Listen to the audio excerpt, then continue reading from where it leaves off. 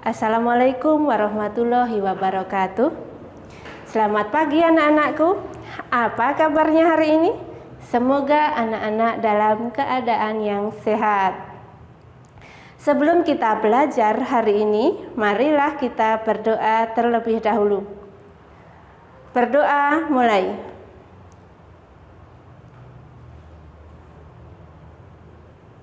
Selesai.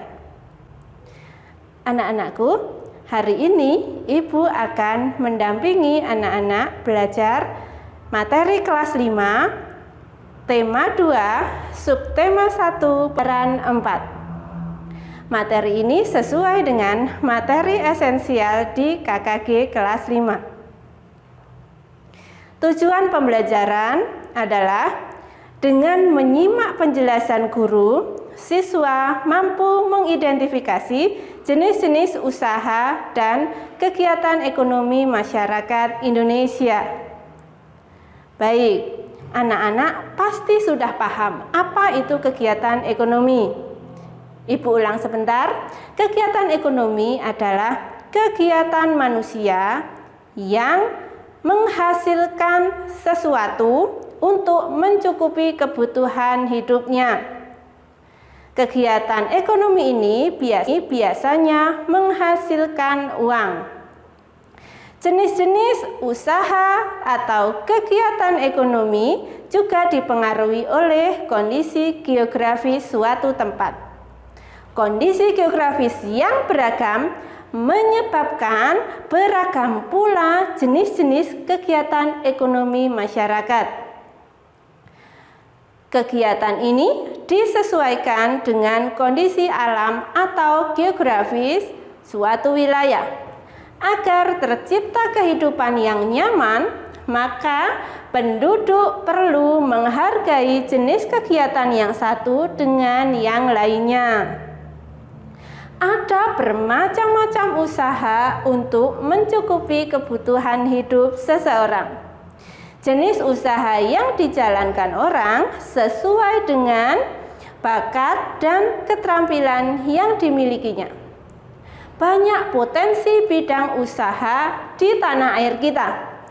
Berikut ini kita akan membahas aneka bidang usaha seperti pertanian, perkebunan, peternakan, perikanan, kehutanan, pertambangan, perindustrian, dan perdagangan. Indonesia terkenal dengan negara agraris sebab banyak penduduk yang bermata pencaharian sebagai petani.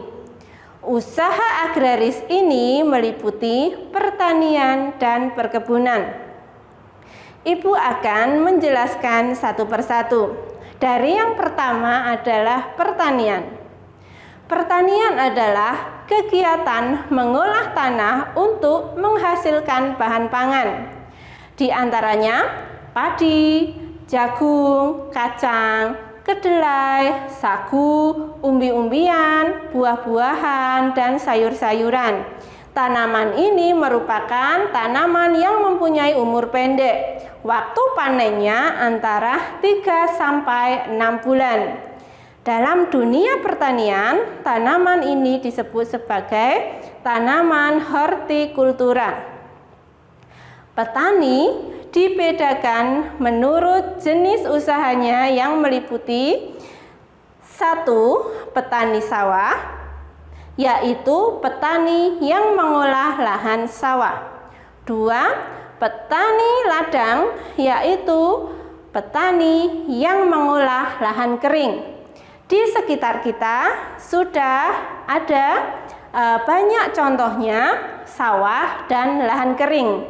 Tentunya anak-anak bisa melihat atau bisa memperhatikan di sekitar rumah kalian perbedaan antara sawah dengan lahan kering. Upaya untuk meningkatkan hasil pertanian oleh pemerintah diadakan suatu program. Ada beberapa kegiatan untuk meningkatkan hasil pertanian tersebut. yaitu 1. Intensifikasi pertanian, yaitu upaya untuk meningkatkan hasil pertanian tanpa memperluas lahan pertanian yang telah ada. Di sini dibutuhkan kreativitas seorang petani untuk memanfaatkan lahan yang kecil dan bisa menghasilkan hasil panen yang maksimal. Yang kedua, ekstensifikasi pertanian adalah suatu usaha untuk meningkatkan hasil pertanian dengan memperluas lahan pertanian. Memperluas lahan pertanian ini kalau di daerah Jawa tentunya akan kesulitan, bahkan tidak mungkin karena banyaknya penduduk, pemukiman-pemukiman semakin banyak, sehingga untuk menambah lahan pertanian akan sangat sulit. Ekstensifikasi pertanian ini bisa dilaksanakan di lahan-lahan yang masih kosong, terutama di daerah luar Jawa. Yang ketiga adalah diversifikasi pertanian, yaitu usaha meningkatkan hasil pertanian dengan cara memperbanyak jenis tanaman pada suatu lahan pertanian. Dalam dunia pertanian, ini disebut sebagai tumpang sari. Tumpang sari adalah menanam beberapa jenis tanaman dalam satu lahan. Misalnya, dalam satu lahan ditanami jagung, kemudian kacang panjang, kemudian jagung lagi, kacang panjang lagi. Nah, seperti itu. Tumpang sari ini juga bisa dilakukan di lahan yang ditanami tanaman keras seperti tanaman kehutanan. Contohnya tanaman kayu albazia. Di sela-sela tanaman, di sela-sela penanaman pohon albazia ini bisa ditanami tanaman pangan seperti jagung, kedelai, dan lain sebagainya. Kemudian yang keempat adalah rehabilitasi, yaitu usaha meningkatkan hasil pertanian dengan memperbarui cara-cara pertanian yang ada atau mengganti tanaman yang tidak produktif lagi. Memperbarui cara-cara pertanian ini salah satunya adalah dengan memperbarui cara pengadaan bibit. Pengadaan bibit tanaman bisa dilakukan dengan cara kultur jaringan. Kultur jaringan ini contohnya kita ingin memperbanyak suatu tanaman tetapi lahan perbenihannya tidak luas. Nah, ini bisa dilakukan di dalam suatu laboratorium kultur jaringan.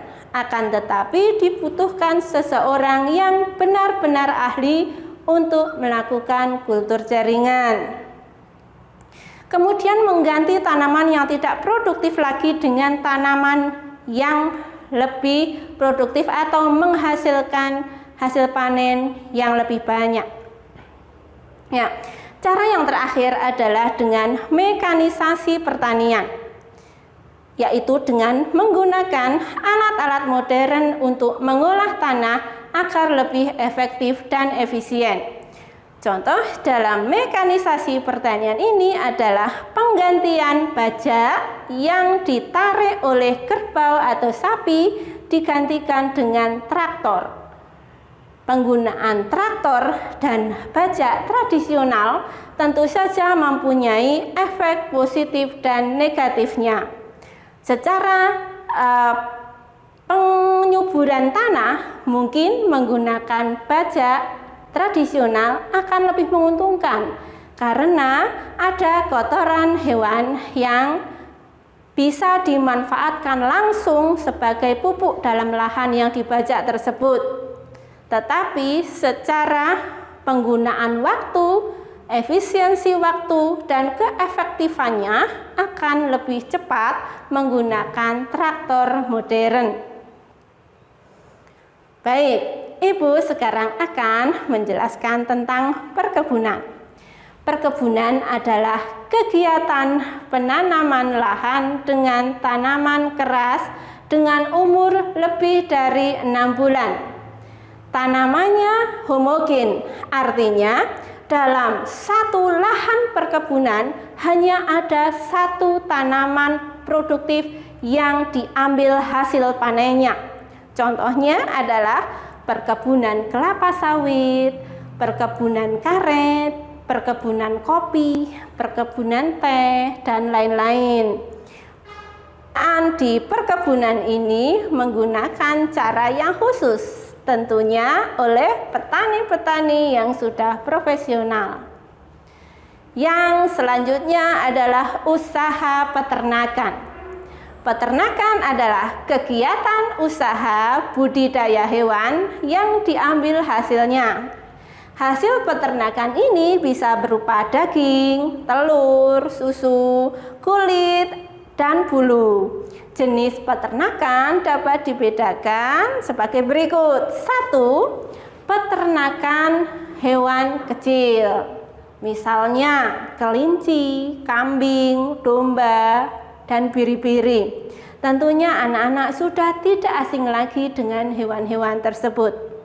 Kemudian peternakan hewan besar, contohnya sapi, kerbau, kuda. Yang ketiga, peternakan unggas, misalnya ayam, itik, burung, dan puyuh. Yang keempat adalah perikanan. Usaha perikanan adalah kegiatan usaha dalam bidang budidaya ikan. Budidaya ikan ini merupakan kegiatan mengembangbiakkan ikan, mulai dari ikan kecil-kecil sampai kemudian besar untuk dijual. Perikanan dibagi menjadi dua, yaitu perikanan darat dan perikanan laut. Perikanan darat biasa kita lihat yaitu dengan air tawar, contohnya ikan nila dan ikan lele. Kemudian kalau perikanan laut biasanya diambil oleh nelayan langsung dari laut. Usaha ekonomi yang kelima adalah pertambangan, yaitu usaha untuk mengolah atau memanfaatkan mineral demi kesejahteraan manusia. Pertambangan adalah mengambil bahan-bahan dari perut bumi. Bahan tambang yang didapatkan dibedakan menjadi 3, yaitu 1. Bahan tambang mineral logam, contohnya timah, bauksit, besi, nikel, tembaga, dan emas. Yang kedua, bahan tambang bukan logam, contohnya belerang, marmer, dan batu gamping. Yang ketiga, bahan tambang sumber energi, contohnya adalah minyak bumi, batu bara, dan gas. Usaha selanjutnya adalah perdagangan. Perdagangan ini merupakan kegiatan membeli barang dagang dengan menjualnya kembali kepada konsumen. Melalui perdagangan, pedagang akan mendapatkan untung dari selisih harga beli dan harga jualnya. Perdagangan antar negara ini ada 2 macam, yaitu ekspor dan impor. Ekspor merupakan kegiatan menjual barang ke luar negeri, sedangkan impor merupakan kegiatan membeli barang dari luar negeri. Yang ketujuh adalah perindustrian. Perindustrian merupakan kegiatan mengubah bahan mentah menjadi barang setengah jadi atau barang jadi. Bahan mentah diperoleh dari melimpahnya sumber daya alam. Usaha industri dapat dilakukan secara perorangan atau kelompok. Contoh industri perorangan adalah home industry yang biasa dilakukan oleh ibu-ibu rumah tangga atau siapapun yang bekerja dari rumah untuk menghasilkan barang. Kemudian secara kelompok bisa diusahakan oleh pabrik atau suatu komunitas yang menghasilkan barang. Anak-anakku, sebagai lembar kerja 1, coba perhatikan perintah dari Ibu berikut ini. 1. Jelaskan jenis kegiatan ekonomi yang ada di masyarakat. Jelaskan jenis usaha apa yang ada di sekitar kalian. Yang ketiga, jelaskan bagaimana cara meningkatkan usaha di bidang pertanian. Baik, anak-anakku, masih semangat belajarnya? Kita lanjutkan. Anak-anak tadi sudah mempelajari bermacam-macam jenis usaha yang memanfaatkan sumber daya alam. Tetapi masih ada satu lagi yang belum kita bahas, yaitu pemanfaatan sumber daya alam pada bidang pariwisata. Ayo kita pelajari jenis usaha ini. Baik, mari kita melihat jejak Merapi di Kali Adem. Kali Adem terletak di lereng Gunung Merapi di Yogyakarta. Dahulu tempat ini terkenal sebagai lokasi perkemahan yang asri. Seperti pada gambar berikut ini. Fasilitas di area wisata ini dahulunya cukup komplit. Ada pendopo, ada gedung pertemuan, ada kios-kios, ada gardu pandang, ada lapangan untuk perkemahan, ada toilet, dan sebagainya. Akan tetapi, setelah Merapi meletus pada bulan Juni tahun 2006, sebagian fasilitas itu lenyap, terkubur lahar.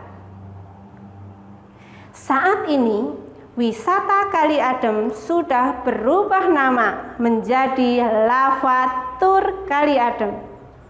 Sebagian besar pemandangan Kali Adem berupa hamparan batuan bekas lahar. Di sana ada bunker atau rulinda, yaitu ruang lindung darurat.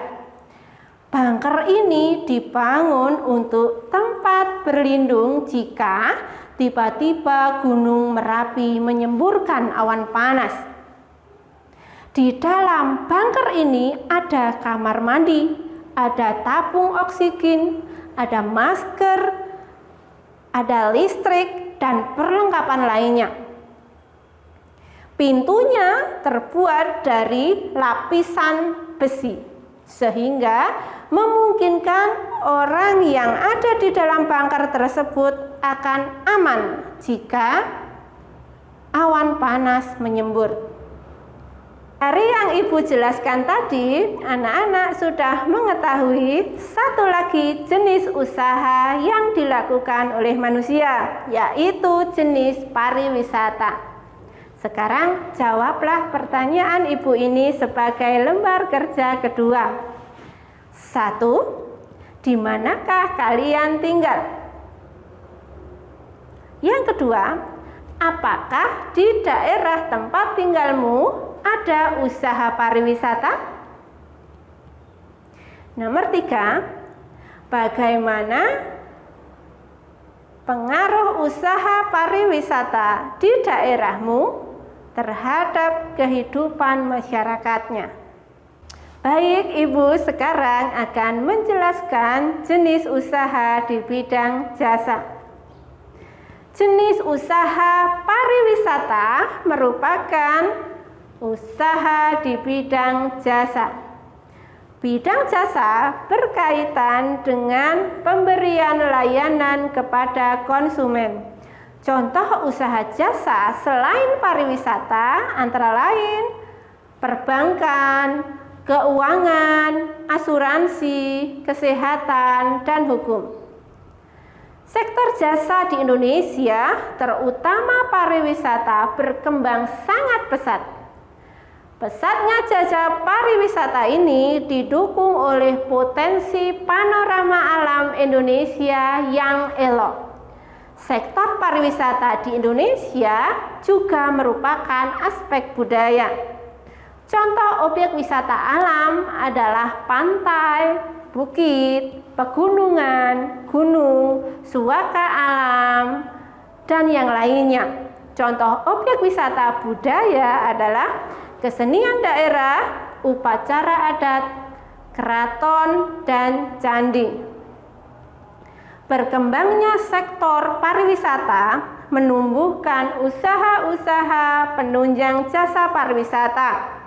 Usaha di bidang jasa pariwisata antara lain sebagai berikut. 1.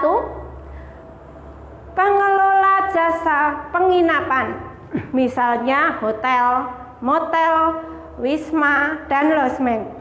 Yang kedua, usaha penjualan barang cindera mata atau souvenir. Yang ketiga, penyedia pemandu wisata atau guide. Yang keempat, penyedia jasa pariwisata dan transportasi atau tour and travel. Salah satu jenis usaha yang banyak kita lihat adalah berjualan. Mulai dari penjual buah, makanan, barang-barang keperluan sehari-hari, hingga para penjual kendaraan bermotor. Dari hasil usaha itu, para pedagang dapat memperoleh penghasilan untuk kehidupan sehari-hari. Anak-anakku, marilah kita renungkan. Menurutmu, mengapa ada berbagai jenis usaha? Ya, pintar sekali. Karena jenis usaha yang berbeda, maka daya saing dalam usaha pun akan menurun. Sehingga penghasilan yang diperoleh akan meningkat.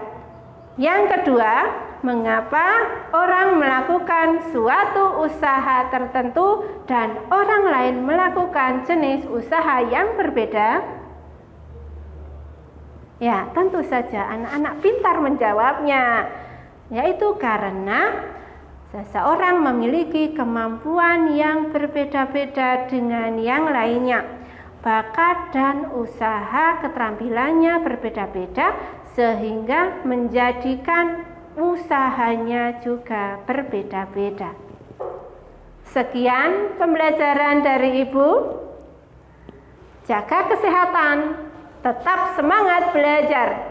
Taati protokol kesehatan dengan memakai masker, cuci tangan pakai sabun, makan makanan yang bergizi, dan istirahat yang cukup. Sekian dari Ibu, terima kasih. Assalamualaikum warahmatullahi wabarakatuh.